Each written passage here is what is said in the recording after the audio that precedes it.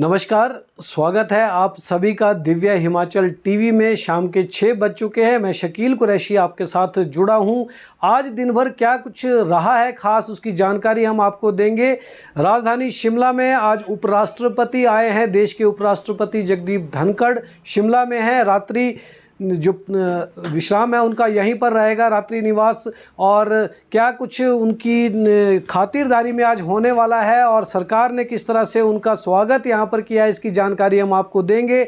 इसके साथ प्रदेश की कई और महत्वपूर्ण खबरें हैं। मुख्यमंत्री कल ऊना जा रहे हैं। उससे पहले आज उपराष्ट्रपति के साथ 1-to-1 मीटिंग जो है वो सीएम की हुई है। उनके अलावा कर्मचारियों को, एचआरटीसी के कर्मचारियों की सैलरी जो है वो रिलीज़ हुई है, ये भी जानकारी आपको देंगे। बेरोजगारों को लेकर मुख्यमंत्री का क्या रुख है, ये भी आपको बताएंगे।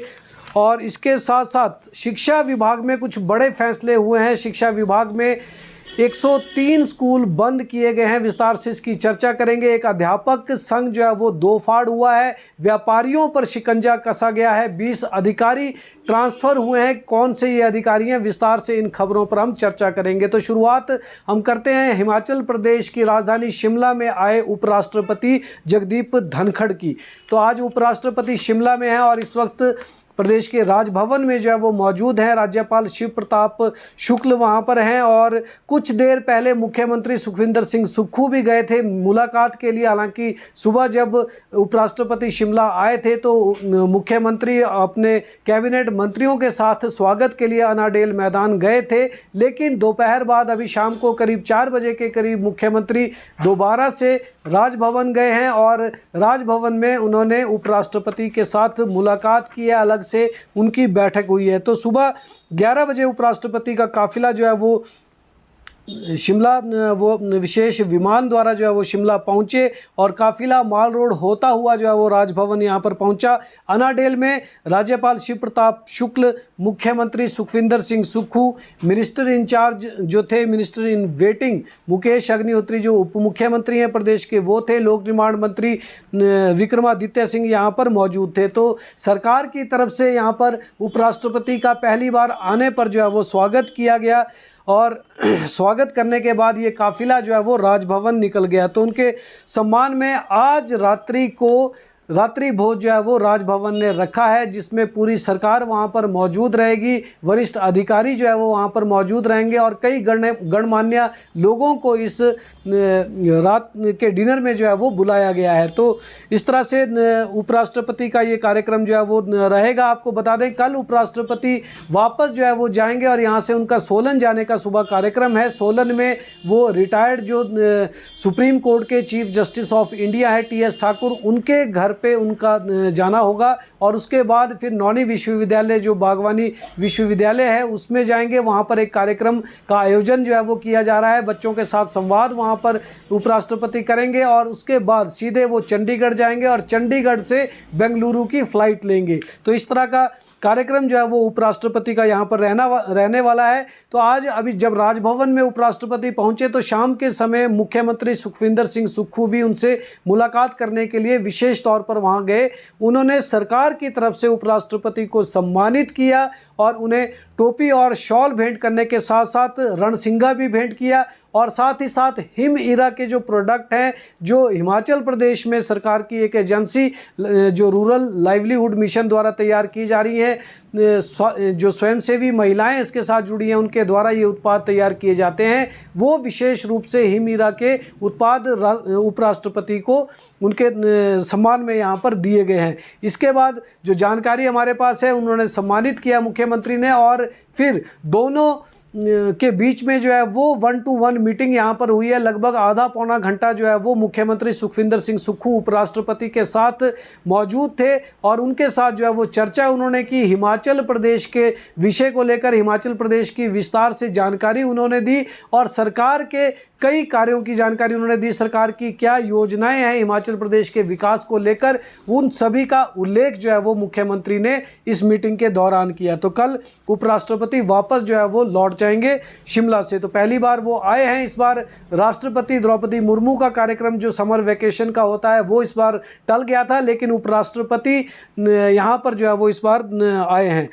कल मुख्यमंत्री सुखविंदर सिंह सुक्खू ऊना जाएंगे और उनका ऊना जिला का कार्यक्रम है। ऊना के अलग अलग क्षेत्रों में करोड़ों रुपए के उद्घाटन और शिलान्यास जो है उनके अलग अलग स्थानों पर रखे गए हैं। इसके अलावा 2 स्थानों पर जो है उनकी जनसभाएं भी प्रस्तावित यहाँ पर बताई जा रही है। तो मुख्यमंत्री शनिवार को सुबह जो है वो ऊना के लिए रवाना हो जाएंगे और पहले उनका जो है वो अंबोटा जाने का कार्यक्रम बताया जा रहा है। उसके बाद वो बन्ने की हट्टी जाएंगे और इन दोनों स्थानों पर करोड़ों रुपए के उद्घाटन शिलान्यास वहां पर किए जाने हैं। दोपहर बाद इसी जगह पर जो है वो बन्ने की हट्टी में एक जनसभा भी मुख्यमंत्री संबोधित करेंगे। दोपहर बाद वो दौलतपुर चौक जाएंगे और शाम को उनका बंगाणा के भलेट जाने का कार्यक्रम है, जहाँ पर बंगाणा के भलेट में भी कई उद्घाटन और शिलान्यास उनके रखे गए हैं। रात्रि जो निवास है मुख्यमंत्री का, रात के समय कुटलहड़ महोत्सव में जो है वो मुख्यमंत्री शामिल रहेंगे। वहाँ के लोगों के साथ इस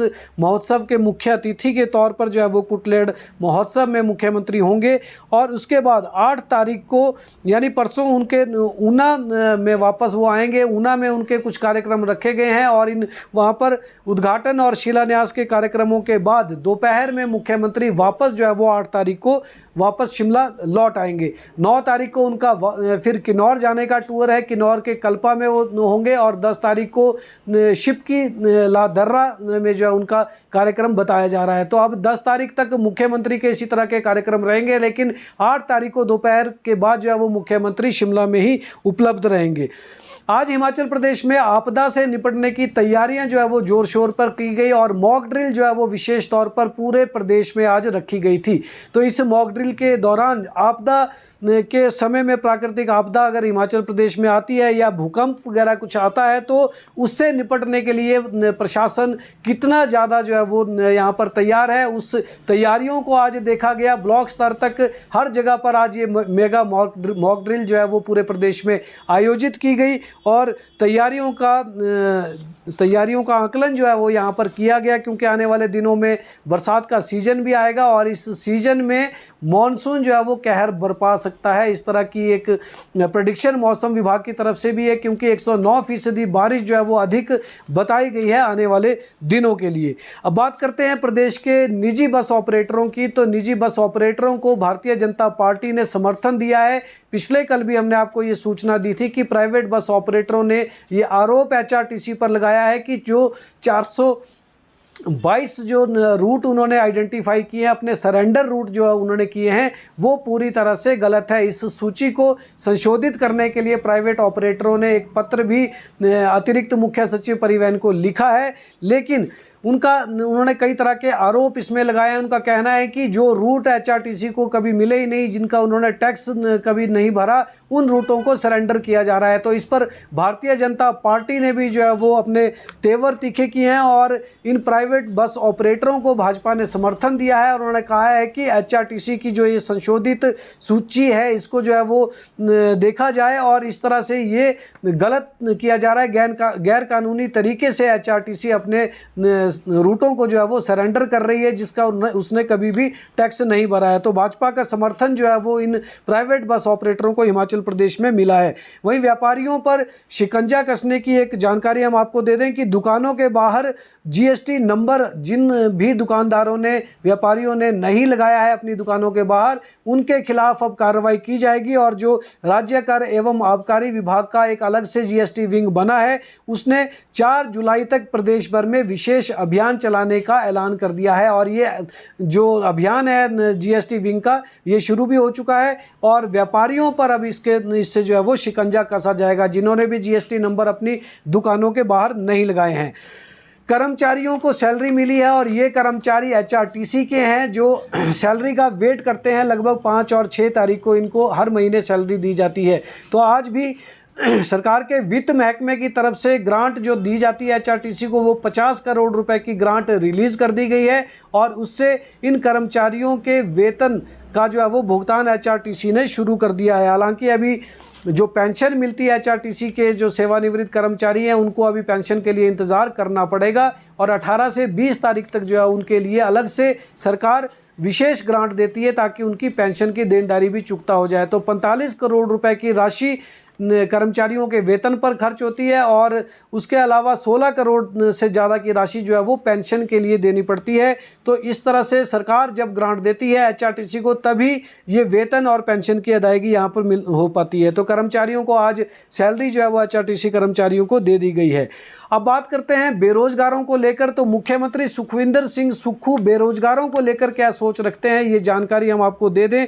सरकार के सामने कैबिनेट सब कमेटी की सिफारिशें जो है वो आई हैं और अभी तक इस पर फैसला जो है वो पूरी तरह जो सरकार ने नहीं लिया है कि कर्मचारियों की रिटायरमेंट एज को बढ़ाया जाए। तो ये फैसला जो है वो सोच समझ कर लिया जाएगा। खुद मुख्यमंत्री सुखविंदर सिंह सुक्खू ने ये संकेत दिए हैं। मीडिया से बातचीत के दौरान उन्होंने ये सब बातें कही हैं कि हिमाचल प्रदेश में बेरोजगारों का भी ख्याल करना पड़ेगा, बेरोजगारों को भी देखना पड़ेगा। लाखों की संख्या में जो बेरोजगार हैं उन्हें रोजगार का इंतज़ार है और ऐसे में अगर सरकार कर्मचारियों की रिटायरमेंट एज को एक साथ बढ़ा देती है तो इससे जो है वो बेरोजगार नाराज़ होंगे और उनके भविष्य के साथ ये ठीक नहीं रहेगा। तो इस तरह की सोच मुख्यमंत्री की है और उन्होंने इस बात को माना भी है। उन्होंने कहा है कि कैबिनेट सब कमेटी की जो सिफारिशें हैं वो आई हैं, लेकिन इस पर विचार किया जा रहा है और सोच समझ कर ही सरकार इसमें आगे बढ़ेगी।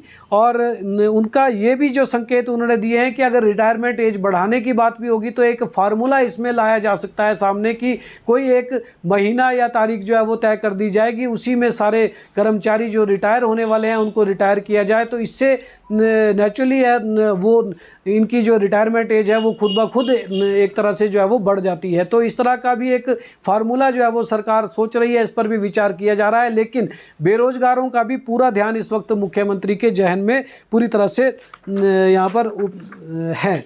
तो ये बेरोजगारों को लेकर ये सोच जो है वो सामने आई है। इसके साथ हम आपसे बात करें तो आज शिक्षा विभाग के कुछ बड़े और अहम फैसले जो है वो हुए हैं। आज शिक्षा मंत्री रोहित ठाकुर की अध्यक्षता में एक बैठक हुई है, रिव्यू बैठक हुई है और ये उन स्कूलों को लेकर थी जो जीरो इनरोलमेंट वाले स्कूल हैं हिमाचल प्रदेश में। तो जीरो इनरोलमेंट वाले स्कूलों को सरकार ने जो है वो बंद करने का निर्णय पहले से ही लिया है। इस पर पहले भी कई स्कूल जो है वो बंद किए जा चुके हैं। करीब 700 से ज़्यादा स्कूलों को जो है वो इस तरह से बंद किया गया है। लेकिन इससे पहले आज का जो फैसला लिया गया है उस फैसले के मुताबिक राज्य सरकार ने ये निर्णय लिया है कि 103 स्कूल ऐसे हैं जिनमें जीरो इनरोलमेंट है बच्चों की या बहुत कम संख्या है बच्चों की, उन स्कूलों को बंद कर दिया जाए और उनके साथ लगते दूसरे स्कूलों में जहां पर संख्या ज़्यादा है उनके साथ इसको मर्ज कर दिया जाए। तो रोहित ठाकुर की अध्यक्षता में ये समीक्षा बैठक हुई जिसमें पूरी तफसील से जो है वो इसमें चर्चा की गई और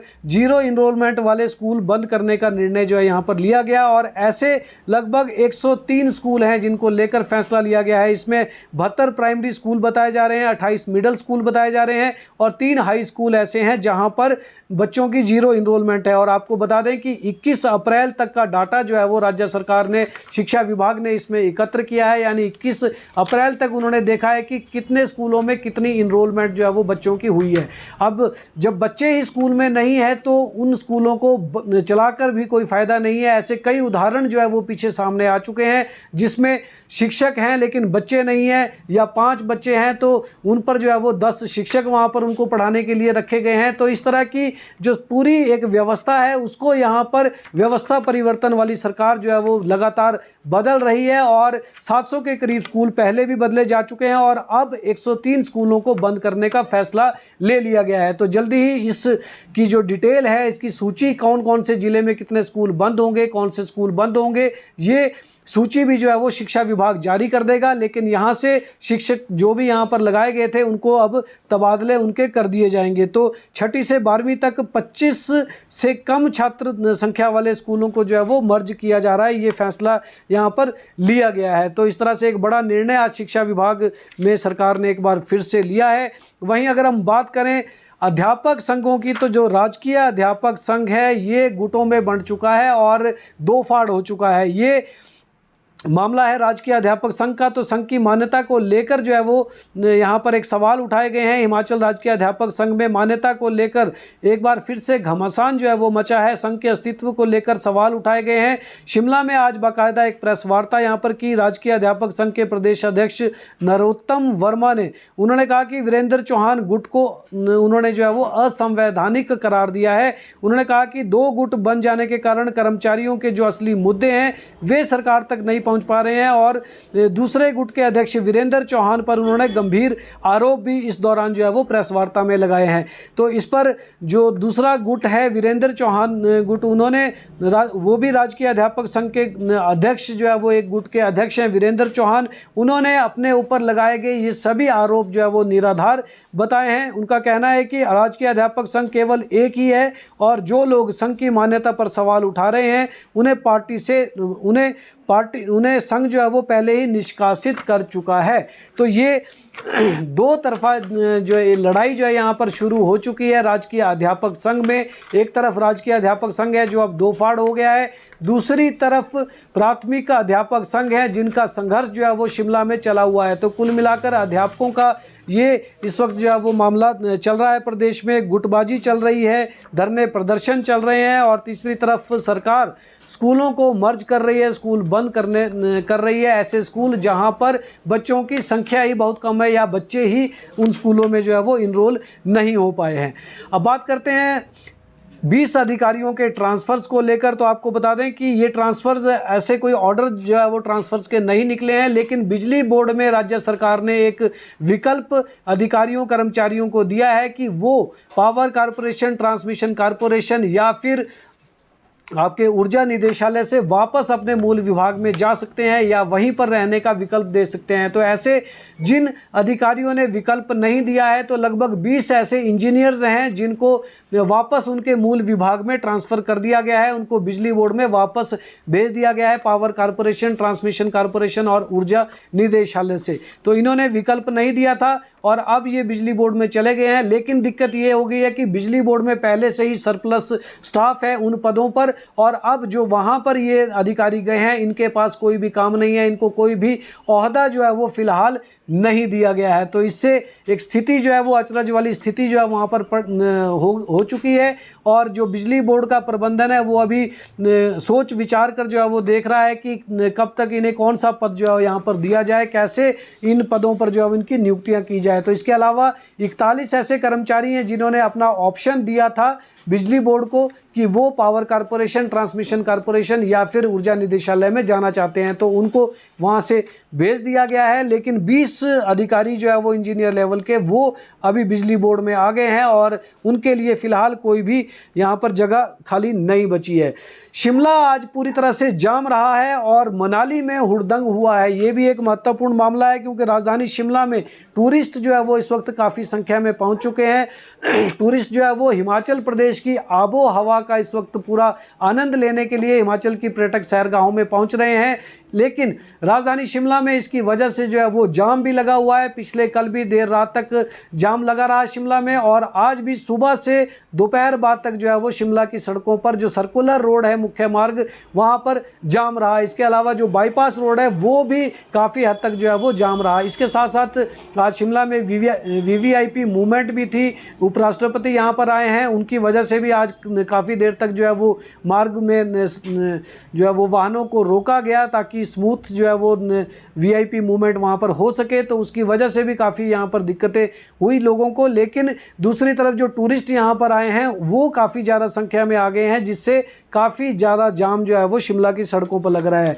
वहीं मनाली की तरफ भी टूरिस्ट जो है वो काफ़ी पहुँच गया है। बता रहे हैं कि काफ़ी ज़्यादा संख्या में टूरिस्ट मनाली में भी है और कल एक मामला, आज एक मामला जो है वो हुड़दंग मचाने का जो है वो मनाली में सामने आया है। आपको बता दें कि वहाँ पर एक फॉर्च्यूनर कार और एक टेम्पो ट्रैवलर के बीच में जो है वो कुछ जो लोग उसमें सवार थे उनके बीच में कुछ कहासुनी हो गई आपस में और उन्होंने बीच सड़क पर अपनी गाड़ियाँ वहाँ पर रोक दी और खासा हुड़दंग वहाँ पर मचाया, जिसकी वजह से रोगी वाहन तक निकलने के लिए वहाँ पर दिक्कत पेश आई। तो रोगी वाहन भी काफ़ी देर तक वहाँ पर फंसा रहा। बाद में पुलिस आई और पुलिस ने जब उनके कागज़ देखे और पूरी जो है उन्होंने प्रक्रिया अपनी अपनाई तो उसमें कई तरह की खामियां उनके वाहनों में रही और एक वाहन का जो वो रजिस्ट्रेशन ही उसमें जो है वो नहीं हुई थी और एक फर्जी नंबर लेकर जो है वो वाहन वहाँ पर लाया गया था। तो इस तरह के मामले जो है वो हिमाचल प्रदेश में अब सामने आ रहे हैं, हुड़दंग भी मचा रहे हैं लोग और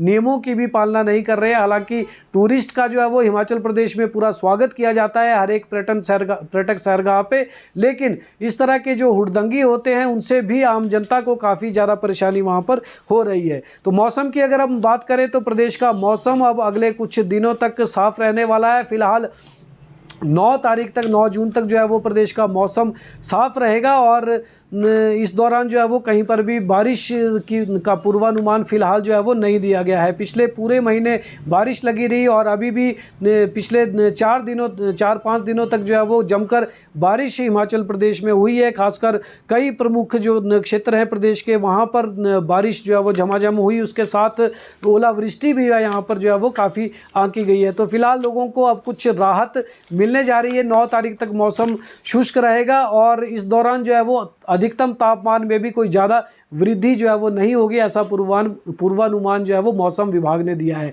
तो फिलहाल इस बुलेटिन में इतना ही। कल आपसे दोबारा इसी समय पर मुखातिब होंगे, तब तक के लिए आप मुझे इजाज़त दें। देखते और पढ़ते रहें दिव्य हिमाचल।